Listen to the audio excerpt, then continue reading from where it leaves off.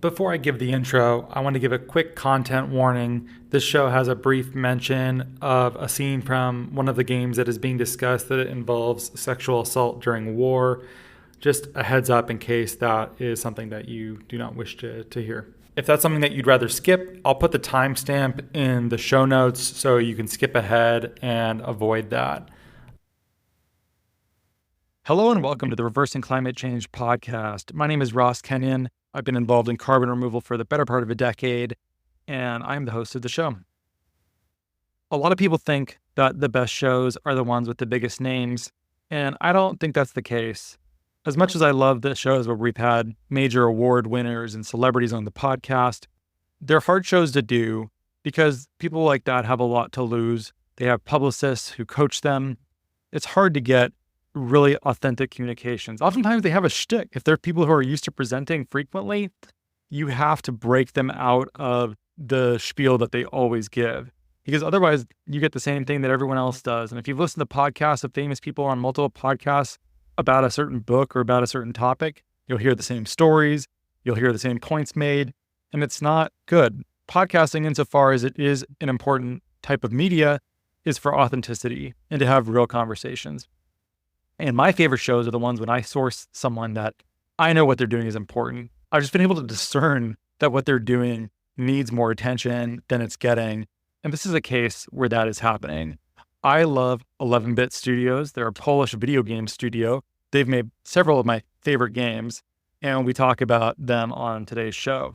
My guest, Maciej Sułecki, is the lead system designer for 11-Bit Studios, and he worked on This War of Mine and both Frostpunk games. So the Frostpunk games are about climate change. They're about a Victorian civilization that is undergoing extreme stress because of global cooling. Basically, the world just turns into a giant iceberg, and you're trying to survive with steampunk era technology. And you have to make very hard decisions about what kind of society you'd like to build, how you're expected to survive. They are very difficult games. All of my friends who have played them too have had to start over multiple times. It really works your brain. They're hard city builder type games. And we also spent a lot of time today talking about This War of Mine, which is about a fictionalized version of the siege of Sarajevo or conflicts like that, where you are a civilian just trying to survive with your group of survivors. You're not trying to win a tactical victory.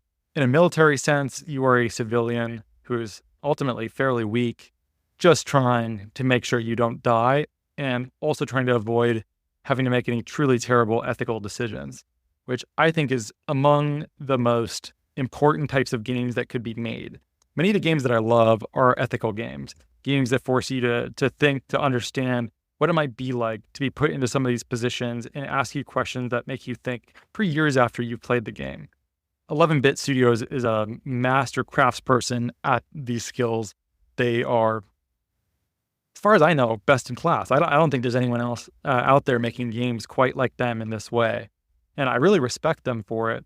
I don't want to overdo the intro so much as to say, you should play these games. They're great. They have a lot to say about climate and war and humanity, but they do so in a rather understated way too. They don't spoon feed you these thoughts. They don't spoon feed you what you're supposed to think or feel.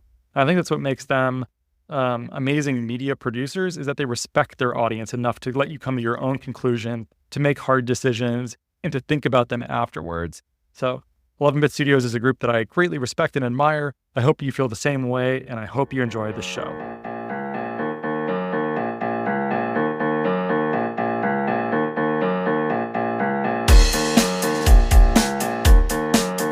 Maciej, thanks for being here with me. I've played so many of your games and at such great length that this is a great pleasure for me to have you here. Great. Thank you. Thank you very much. Thank you for inviting me here today. I know we've been trying to do this for a long time, but I want to do this because Frostpunk 2 came out recently. Frostpunk 1 is a great game, one of the few games that has a climate dynamic in it, although it's not specifically about climate change in the sense that most people think about, which I think actually makes it a more powerful type of communication tool. And then I've also played a huge amount of This War of Mine, which is where I'd like to start the show because you worked on all of these games and have been at 11-Bit Studios for a very long time. Yeah, exactly. I started working in 11-Bit Studio more than 10 years ago. And one of the biggest game I worked on, the first serious game was This War of Mine. So This War of Mine was released 10 years ago, 10 years ago. So it's quite a lot time. And then after This War of Mine, I worked on Frostpunk, and then quite recently on second Frostpunk. Wonderful games. If you're listening and you like playing games, you should play them. What's great about them too is that you don't necessarily require a lot of video game dexterity. It's not like some first-person shooters or other types of games you play where you essentially have to be good at gaming to enjoy them. This War of Mine is not a fast-paced game. It's not meant to test your agility. It's much more emotional. We can get into why it's that way mechanically. But perhaps first we should introduce what even is This War of Mine about? Why did you make it? Of all the games that could be made, how did 11-Bit decide to make This War of Mine? This War of Mine is basically a game about surviving in besieged city. So what is quite unusual and unique for games is that player is controlling civilians. So basically, the game is about experience the war, but player is controlling civilians, and the goal is simply to survive the siege. We use the war, the very hostile environments to induce some deep thoughts in the player. Basically, we trying to test the morality of the player during the gameplay, during the playthrough. And basically, because of that, I think the game was quite successful because no one before that basically made game from this angle. At least if they've made them, probably nowhere near as successfully as This War of Mine. I loved it because most war games, I like various military-themed games, and most of them seemingly have no conscience at all. They're not concerned with matters of conscience or ethics. Most of the battlefields are depopulated of civilians. There's no real risk of doing anything except maybe friendly fire of your allies, but mostly it's just to kill the enemy. And the fact that there's an environment where you're a civilian, where you're trying to survive and you would face these decisions. One of the best early examples is at the grocery store, where you're outside of a door and you hear these soldiers and they're at least going to rob someone, if not actually rape someone. And you have the chance to intervene. But there's a decent chance that if you're not equipped and if you chose a character to act as that is not good at fighting, your character might be injured or killed in the process. And even if they do prevent this action from happening, the mere act of being involved in violence is traumatizing too, and that causes effects in your home life as the survivor. I don't think I've ever seen a dynamic like that in any video game ever. It's so complex and rich emotionally. Yes. I think the key to success and the key to how we manage to create a game like that is basically we started with the idea, with the story we wanted to tell, and then we try to adjust the whole gameplay to this idea, to this story. So basically, the story came from our CEO at that time, so from Grzesiek Michalski. Grzesiek Michalski read some diaries from the Bosnia War, and basically those diaries and those materials inspired him to give us an idea to make such a game. So and he inspired us as a team later on. And we thought that this perspective, this civilian perspective, is quite interesting. Very not only interesting, but quite quite important to show. And we started, to read materials, to read about how to live in a besieged city, what difficulties people had to, how to overcome what struggles they experienced. And the more we read about that, the more we watched documentaries, the more we like to create such game. And after we decided to create a game like that, we didn't want to put the game to in some kind of a genre. Basically, we didn't want to simply take a well-established genre, like, I don't know, platform game or strategy game or FPS or FPP or something like that, TPP. But we wanted to simply craft our game and adjust all the mechanics and the perspective around the story. So it came, I think, very, very, very well, because we like break some rules. For example, like, in other games in general, your character are very, or maybe not very, but are quite powerful. That in games in general, players like to play, like to use, like to control powerful characters, good fighters, I don't know, swift and very agile characters. And in this War of Mine, we thought that, hey, this is a game about civilians, and civilians are very different. Of course, there are some people with good strength, with very agile, but there are also a lot of people with, abilities below normal, below the average. And this is very, very good example that we broke that rule, and we assume that, hey, in our game, those characters that player control won't be very powerful. So in general, I think I don't remember the exact number of those characters. I believe it's more than 10, 14 at this moment. But the minority of them are good fighters. Basically, we have just one good fighter, one person who somehow know how to fight,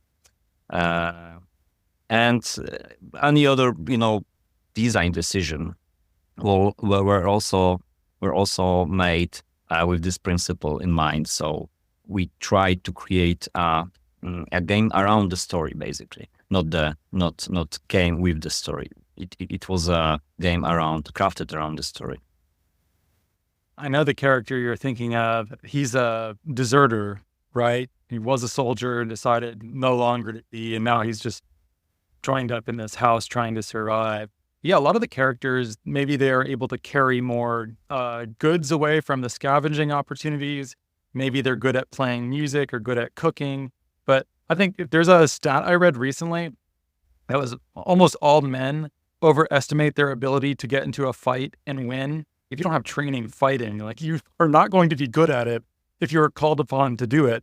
And of course, that should take place in games as well, especially a game with civilians. Obviously, people who have served in the military are trained in this, but the average person is, do you know what to do if your city became blockaded and there's a sniper on the corner and you have to run between cover to get food for your family? No, God forbid. In fact, most people, I hope, never have to experience such a thing. But even people in the game here, you can easily have a bad situation. Or I've had situations in the game where I've sent someone out who was a good scavenger, but a bad fighter, and had to turn back before I could take as much stuff as I really wanted to because it was too dangerous. And then you don't have food for the people in your home, and it hurts their morale, it hurts their health. I think questions like that about risk and probability and survival are never asked by video games like this, because mostly it's about closing with and killing the enemy, which there also are opportunities to do this in this game too, with that one character especially.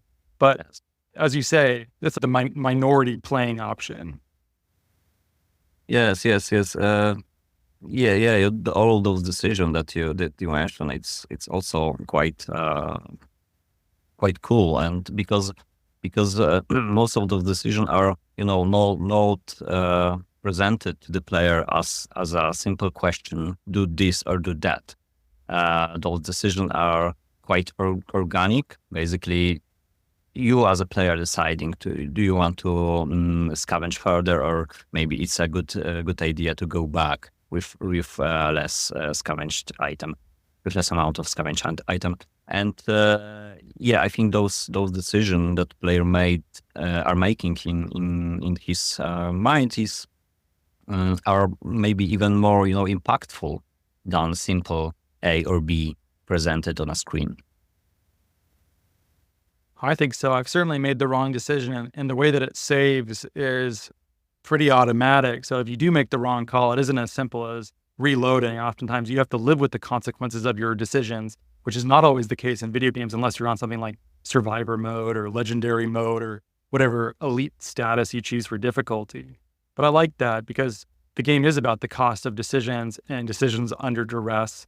And if you made it easy to just reload every hard decision until you got it right, would that really mimic what it's like to be a civilian in war?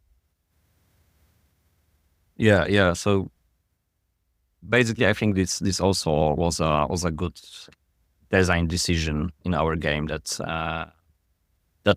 we wanted to show player the consequences of each of his decisions, and I think that mechanic, the game mechanic, should really fit the narration, because if there will be a, for example, if we will have a save in possibility of saving in every moment, I think most of those decisions will be less impactful, because player could quick reload the game and choose the different options. So we wanted to do.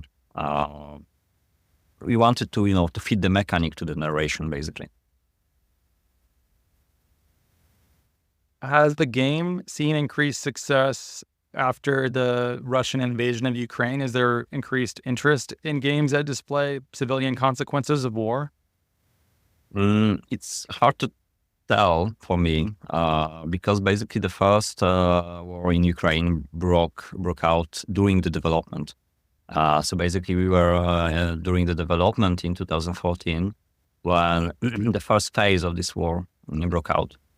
And for us as a developers, it was very like very open, like how to say it, a very, very strange feeling that, we were making a game about war, that the main premise of the game was that war can break out on your doorstep, basically. And we were like trying to design the city, the whole game, the city in the game as universal as it possible. And then during the development, the war broke out in neighboring countries. So at the beginning of the development, I was searching the documents, from Bosnian War, from Warsaw Uprising, from other very like old events. And at the end of the development, basically we just, we could instead of searching for the documents, basically we could turn on the TV and watch the news. And it was really, really strange feeling for us. It was frightening, and it was frightening, basically. So, yeah.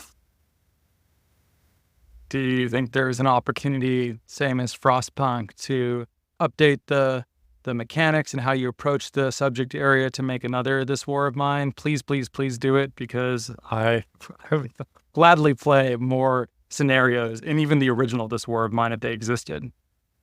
I cannot tell anything, but I think it was like 10 years past, and we were making this game in quite different environment. Basically, the world was different back then, 10 years ago, and I believe there is a space for updating the message, maybe, but it's hard to tell.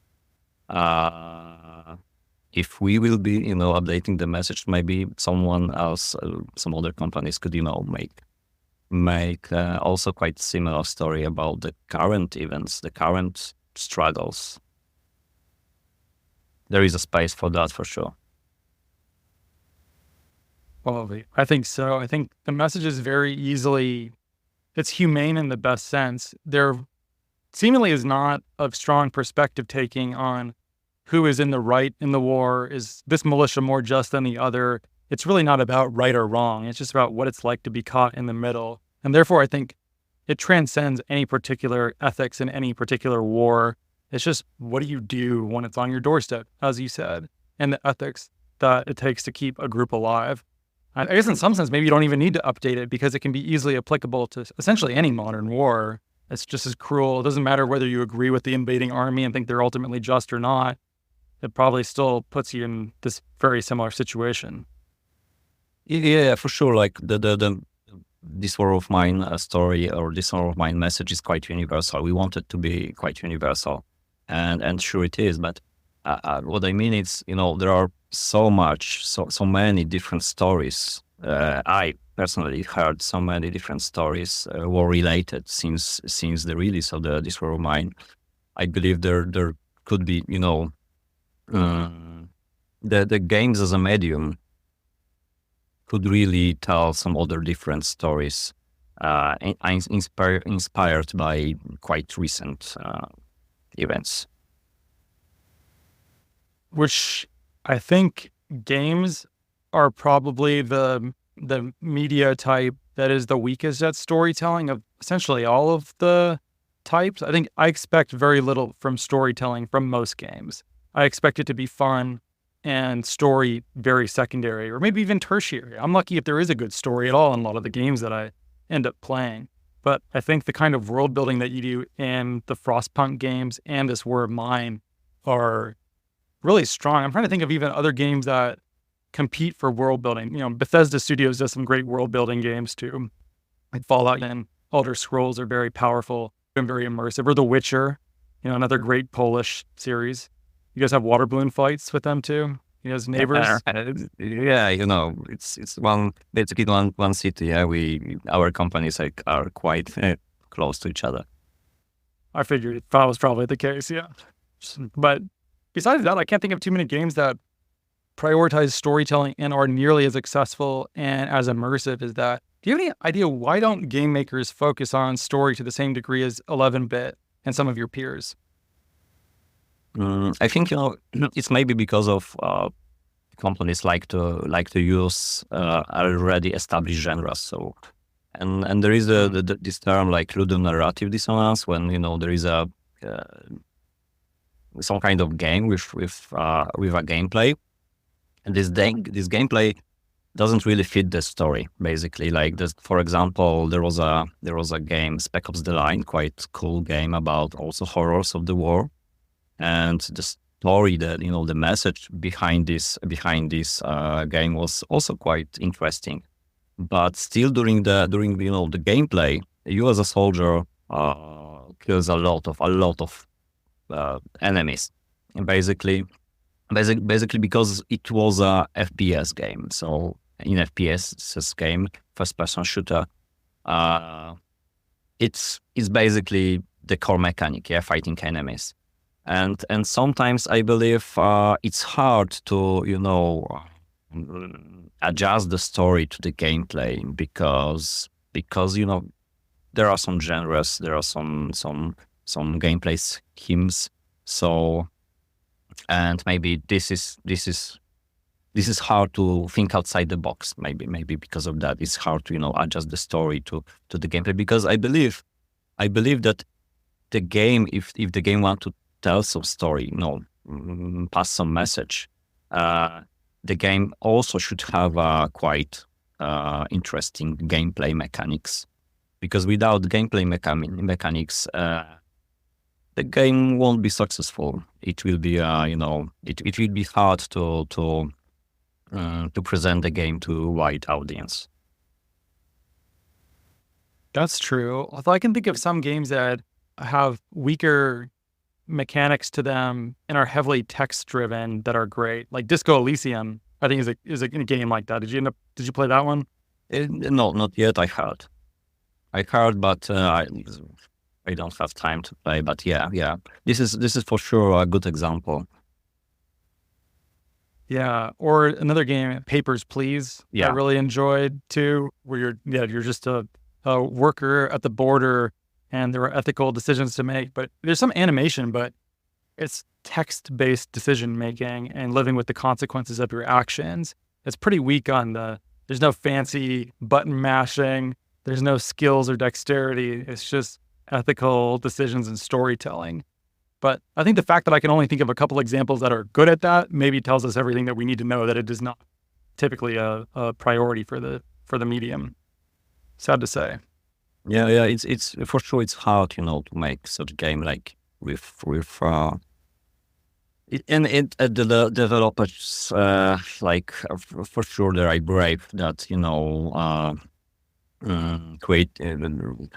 You need to be brave to create a game with little or no gameplay, and to count that it will be still successful. It's really high risk, I think. We've covered at this point this War of Mine, which if you're listening, go back and play. It is well worth your time. It's one of those games I can unreservedly recommend. And then the Frostpunk series is a game that came later than this War of Mine, but I love it too. There's not a lot of games about climate or even that have a climate element to them at all. And when they are present, I've not found any that do it in a way that isn't... Do you know what the expression on the nose means? Maciej, do you know what that is? On the nose? Not exactly. Like...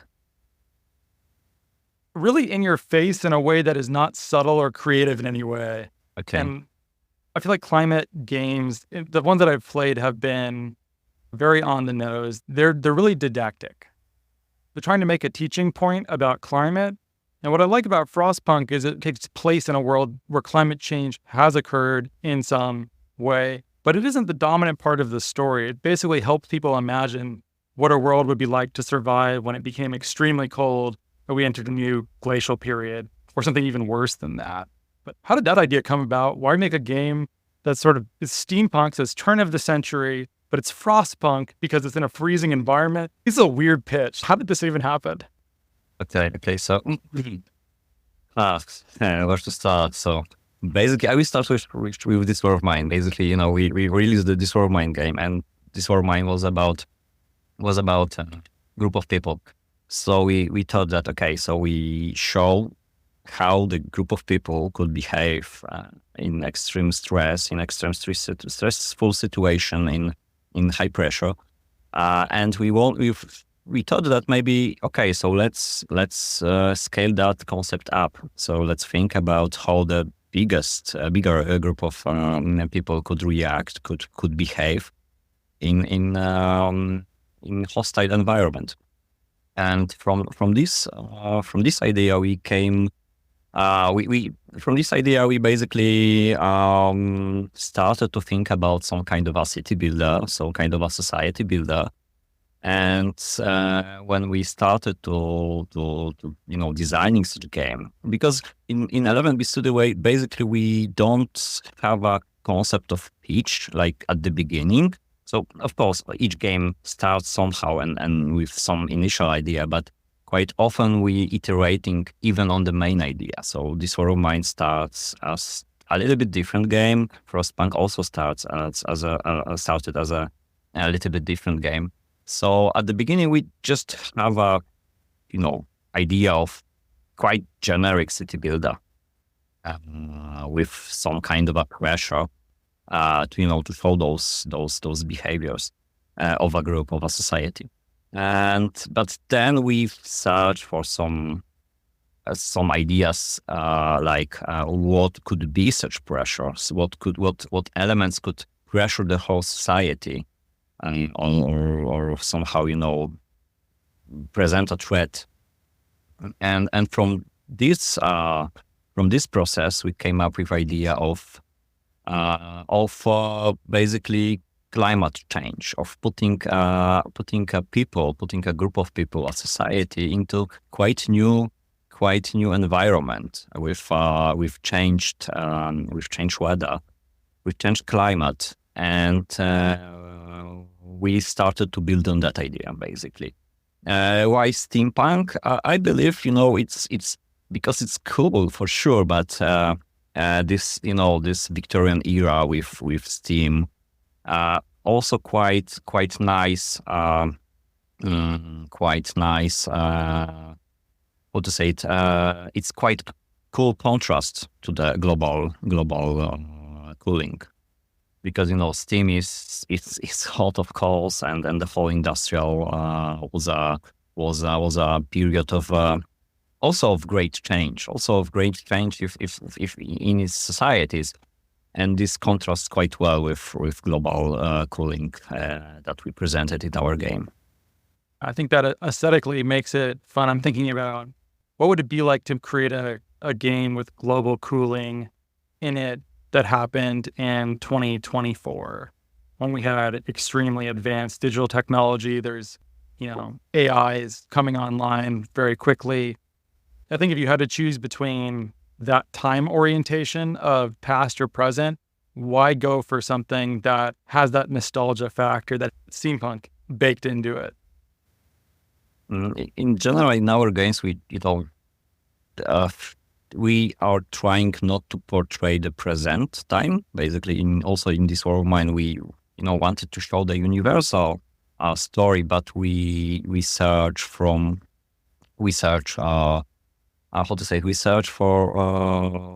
showing a city that is set like a few years ago. We didn't want to portray real countries and present time, because this gives us a little bit more creativity, space for creativity, but still, if we portray some kind of fiction, it still can be applicable to the present times and real people and real countries.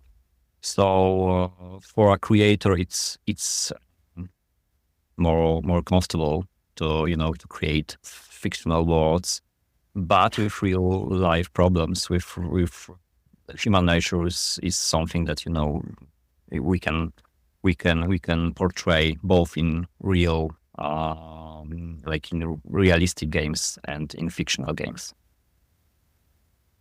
I noticed this trend strongly in this War of Mine. The objective is to survive the war. And if you have to survive the war by acting unethically sometimes, that's part of the cost of it that you have to live with. But if you play the game well and you get lucky, you might not actually have to do any of the bad things that are necessary to survive. But in both of the Frostpunk games, it seems like the technology trees both point you towards rather authoritarian governments, where it has a much more pessimistic view of human nature, I think. It's saying that in times of extreme duress, in the first game, you can basically either go to a Robespierrean, like French revolutionary quasi-communist government, or fascism are basically your choices of survival and consolidating power. And then in Frostpunk 2, there's some sort of parliamentary system set up, but also the mechanic drives you towards how do you concentrate power in the steward, which is you, in order to have total control over voting. The first game, very optimistic, this War of Mine. The other two games seem like not a pretty picture for humanity's future. Am I reading you correctly, or do you dispute what I'm trying to say? Yeah. I think because both Frostpunks have those morally shady paths more visible. Because we have in both Frostpunks we have something like idea tree, or in second Frostpunk we have idea tree. In first Frostpunk we have those policies in the Book of Laws. So those concepts are more visible. They are clearly presented to the player. In this War of Mine, basically, we don't communicate all of those shady actions that you can do. Basically, you can rob people, even kill people, but it's your own decision. And because of that, I believe, I have that impression that there is no good ending in both Frostpunk, but there is. So basically in both Frostpunks are possible to be finished without going to extreme measures. Basically, in first Frostpunk, we have those two paths: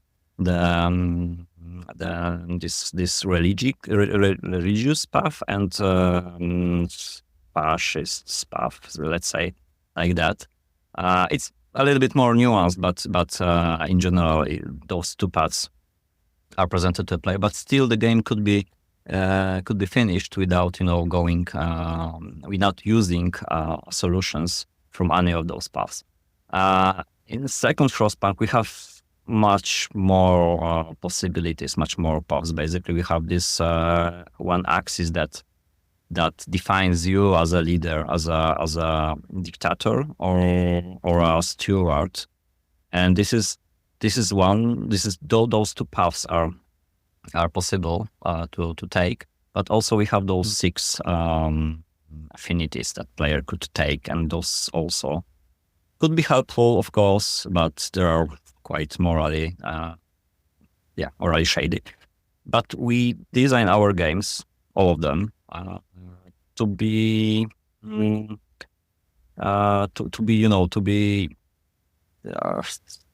they can be successfully finished without going into extremes. But it's extremely hard on the other hand. I mean, the games are already hard. Both of the Frostpunk games are extremely challenging. I've had to restart scenarios several times, be like, oops, made the wrong decision there, got to start over. And that's true. So maybe I just took the easy way out. I wanted to poke on this theme of universalism, because this being caught between powerful ideologies that surround you, this seems like a very Polish theme too. You have Plains, the Polish story of partition is horrifying. And I think you have powerful neighbors that you must live between that have strong opinions on how the world should be structured. So how universalist is it, and how Polish do you think it is? I believe that, every designer grew up in some kind of environment and in some kind of, in some country, and of course, is surrounded by some ideas. Even during the development of Frostpunk 2, we have quite interesting argue between one of our Polish designer and one of our French designer, and it was about democracy, basically. So we were thinking about some kind of mechanism that if there was a vote and you as a player lost the vote, or the policy that you wanted to pass lost the vote by few votes, basically, we wanted to add some kind of a mechanism like recount votes, and of course with the recounting votes, those few votes could be added to this. Basically, the after recounting votes, the policy should pass. But and for Polish designers, it wasn't something how to say it, something.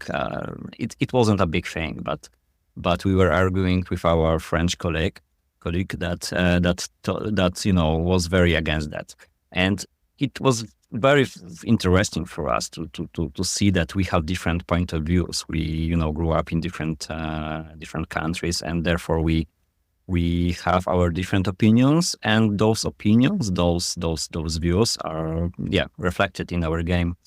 And in second Frostpunk, we try to be quite universal game, because of course we making games for the different people, and basically we wanted to be universal. But I believe even the whole concept of society survival. I think that our like common history, our nationality could be one of the reasons that we even started to think about this topic.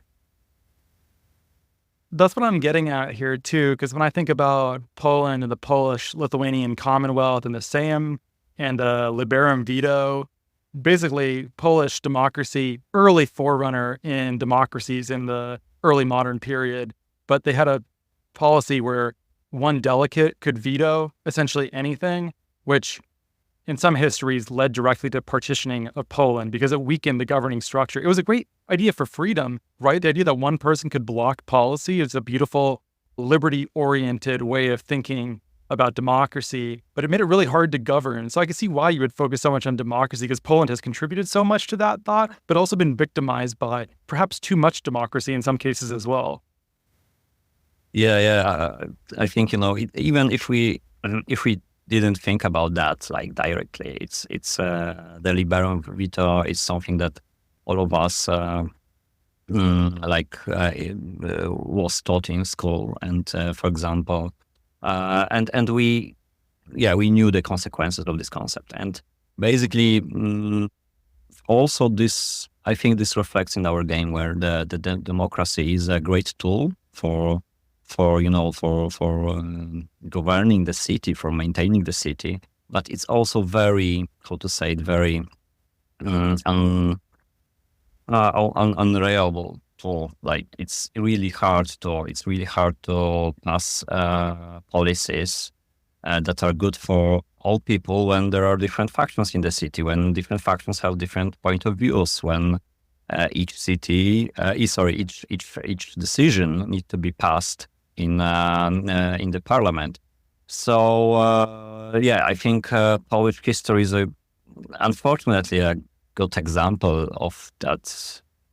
It's really hard to maintain and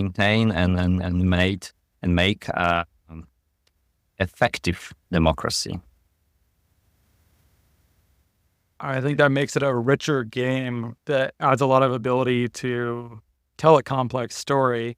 I essentially revealed myself as a poor player of the games because I've seemingly always taken the easy way out, where I'm like, actually, democracy is too difficult. I need to become an authoritarian just to survive. And you're telling me you don't actually have to do that. I'm telling you that I'm not very good at your games, and I'm taking the easy way out. I need more practice, I think. Is that essentially what happened?